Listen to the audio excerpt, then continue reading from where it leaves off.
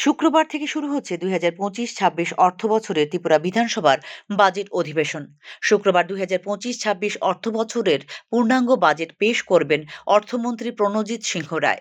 কর্মচারী থেকে শুরু করে বেকার, ব্যবসায়ীদের জন্য নতুন কি থাকছে তা জানার জন্য সকলেরই নজর থাকবে এবারের বাজেটে।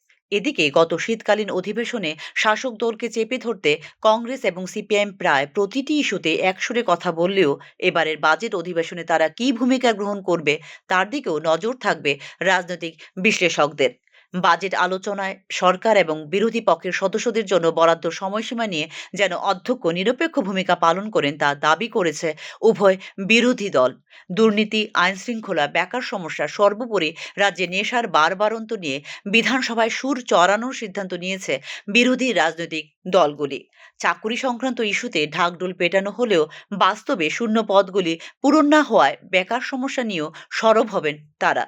২০২৩ এর বিধানসভা নির্বাচনে যেহেতু অনেকটাই সমঝোতার ভিত্তিতে প্রতিদ্বন্দ্বিতা করেছিলেন, তাই গত বিধানসভাতে অনেকটাই একসুরে কথা বলেছিল ইন্ডিয়া জোটের সঙ্গী কংগ্রেস এবং সিপিআইএম। বর্তমান রাজ্য রাজনীতির প্রেক্ষাপটে এখনও যেহেতু এই ধরনের মিলিঝুলি কিংবা সমঝোতার বিষয় দেখা যায়নি, তাই বাজেট অধিবেশনে হয়তোবা একসরে কথা নাও বলতে পারেন তারা। উল্লেখ করা যেতে পারে ২০২৪-২৫ অর্থবছরে মোট ২৭,৮০৪.৬৭ কোটি টাকার বাজেট পেশ করেছিল ডক্টর মানিক সাহার সরকার।